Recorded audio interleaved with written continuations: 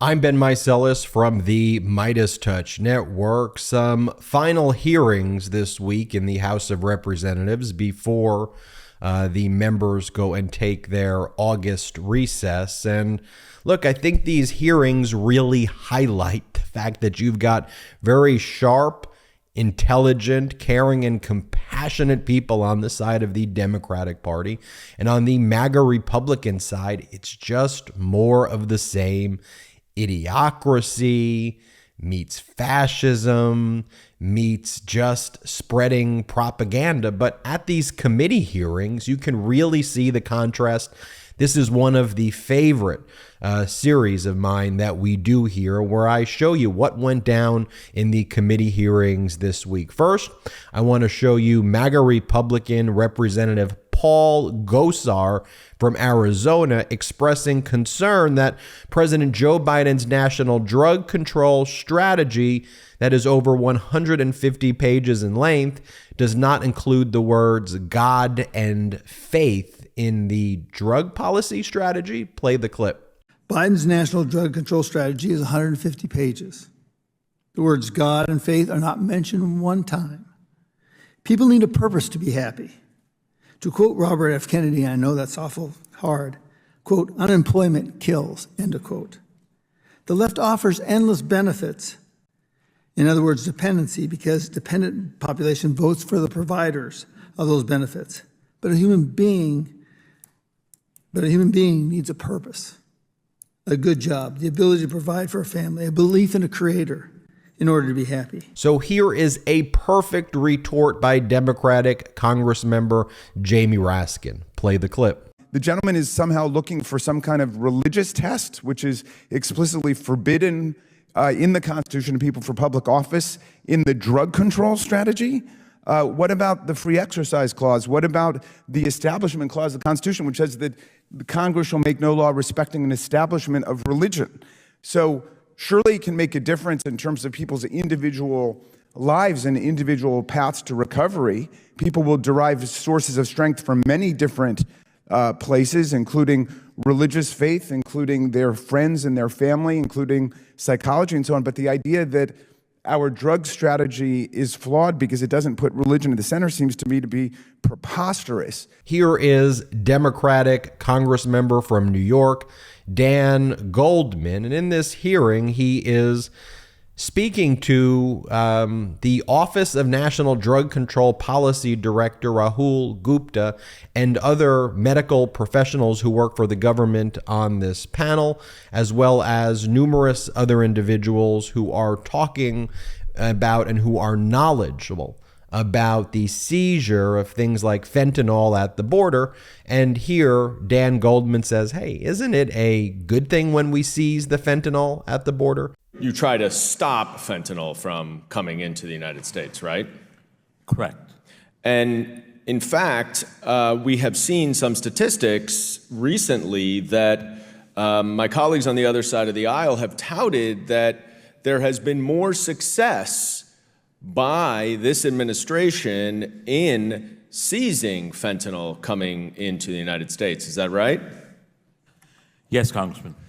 Well, I guess I'm a little troubled by tweets such as this from hold it up, please, a colleague of mine from New York who criticizes President Biden because during his administration, more than 34,000 pounds of deadly fentanyl has been seized at the southern border.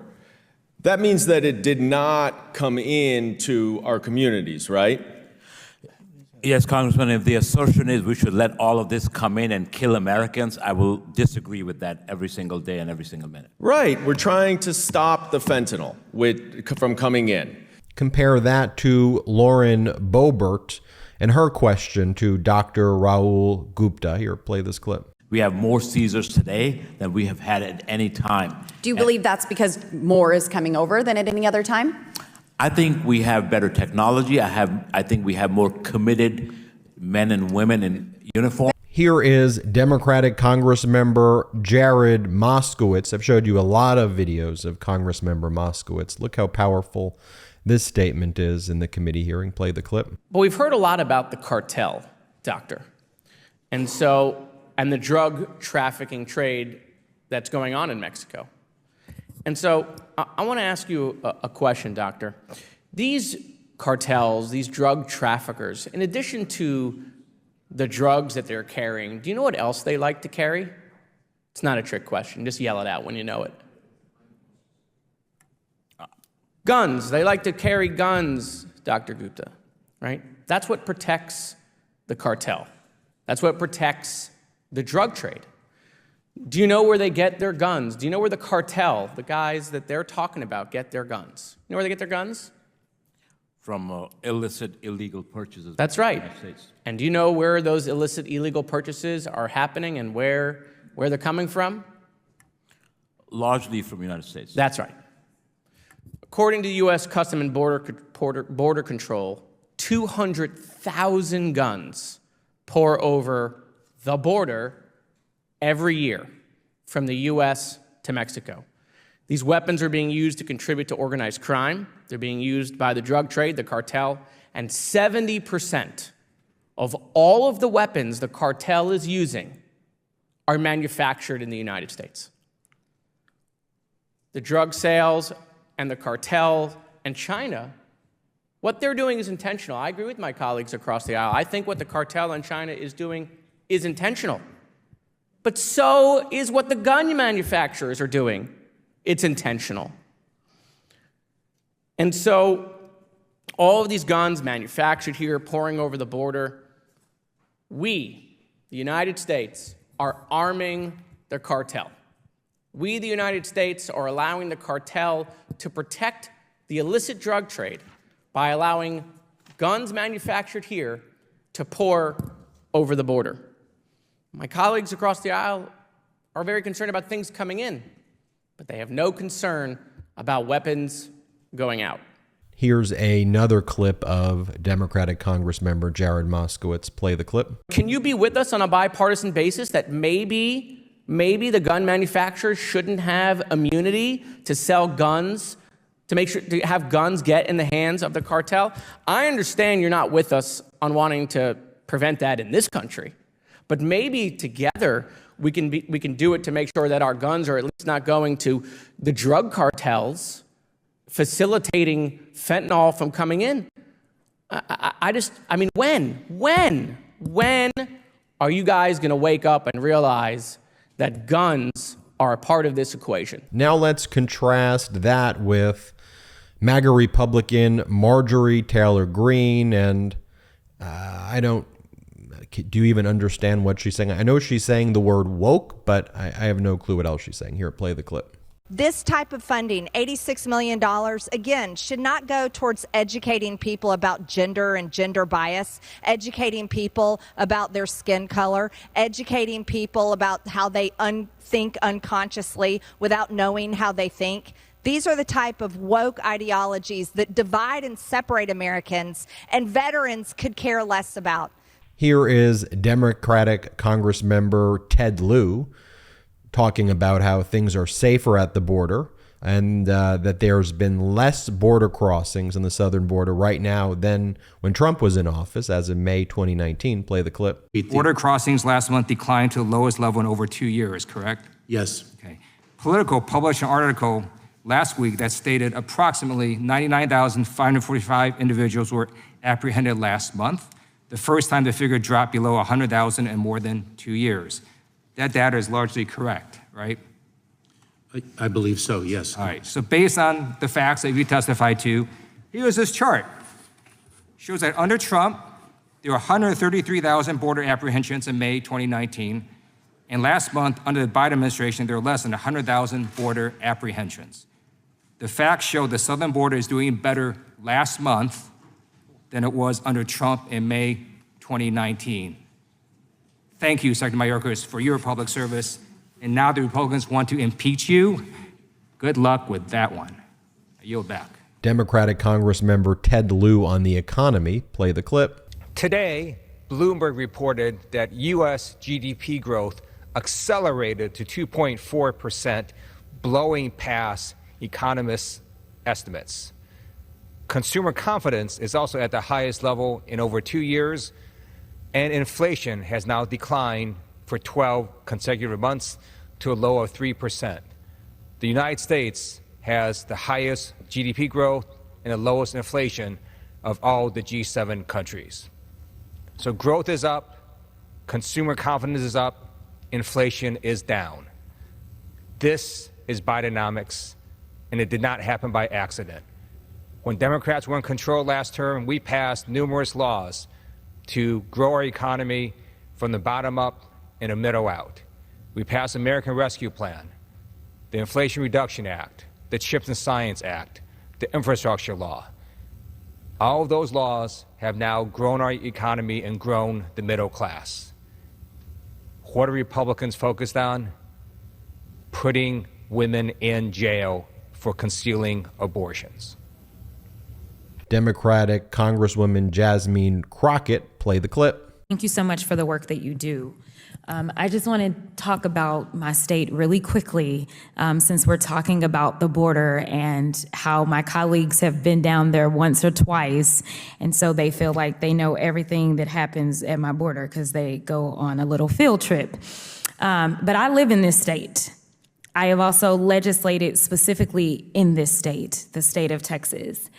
And recently, my governor, who seemingly does nothing but atrocious things, decided that he was going to order that migrants, and this doesn't say it, but specifically the headlines that we saw were children as well as pregnant mothers, be pushed back into the Rio Grande.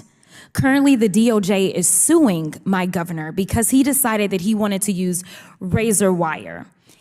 This is not fixing fentanyl, as far as I'm concerned.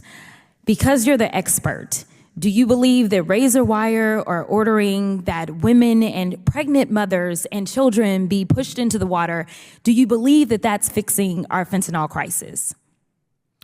Thank you, Congressman, for that question. I would say majority of the fentanyl is coming through the ports of entry, and our focus should be where the problem is predominantly. Thank you so much. It's a powerful moment on the House floor. Here is Democratic Congressmember Catherine Clark, where she's talking about how we don't need to be lectured by Republicans about supporting veterans or health care. Y'all are the ones who are cutting this when it comes to veterans and making other massive cuts. So stop the duplicity. Play this clip. Funding our government is our basic job. The comments from the GOP conference about how we could go into a MAGA shutdown and it wouldn't matter are outrageous. The last time we had a shutdown, it was $11 billion out of this economy.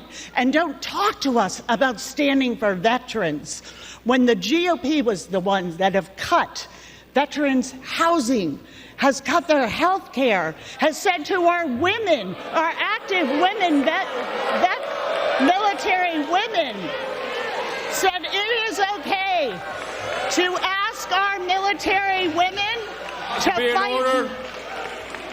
You have said to our active duty women that it is okay to fight for freedom for our country, but we are going to take your freedom away. That is not okay. And here is Democratic Congressmember Clark again talking about how, look, Republicans they're about to leave while we haven't even funded the government. And by the way, play this clip in just a second. This is going to become a major, major issue because as we go to October, if we want to avoid a government shutdown, the MAGA Republicans are going to have to pass these 12 key appropriation bills, and they're going to do what they did with the debt ceiling. They're going to do what they've consistently tried to do to shut down the government and the gains that are being made in the economy. Play the clip. I think we have very different definitions of success for the American people. As Democrats, we have been focused and have been successful in growing our economy by growing the middle class, lowering health care costs, making sure that we are addressing climate change, having safer communities. And now, The Republican conference is saying they are sending us home for 6 weeks without funding the government, that we have one bill out of 12 completed because extremists are holding your conference hostage. And that's not the full story. The extremists are holding the American people hostage.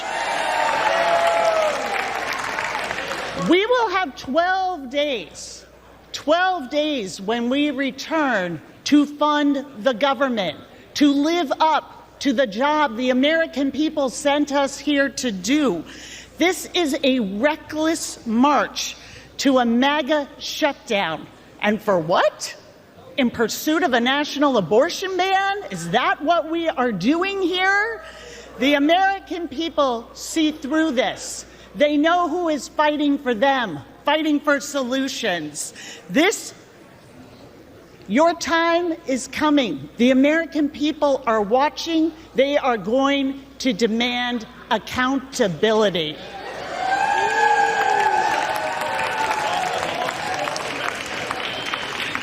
We should be staying here, completing these appropriation bill, stripping out the toxic, divisive, bigoted riders that have been put on these bills, and get back to work for freedom and for our economy and the American family. I yield back. Here is Democratic Congressman Jerry Connolly with a powerful speech on the House floor. Play the clip. Americans are not fighting and dying in Ukraine. Ukrainians are. And all they ask of the great country they admire and they want to emulate is that we help with equipment and training. Putin benefits from this amendment. Putin, a sociopath who is engaged in the most depraved behavior in our lifetimes, killing innocent men and women, targeting hospitals, targeting schools, showing no restraint. This Congress must stand with Ukraine. This Congress can never be seen as Putin's enabler. And that is what this amendment does. That's what's behind it. The author of this amendment has already said she wants to give zero to Ukraine. So we know the motivation behind the amendment. Let's reject it. Let's stand with Ukraine. And let's make sure Putin gets that message loud and strong with a forceful vote here on the floor of the House of Representatives. You know, folks, I think it is so important to show you these clips, to provide the contrast, and to let you decide. This is what the members of Congress are saying in their own words.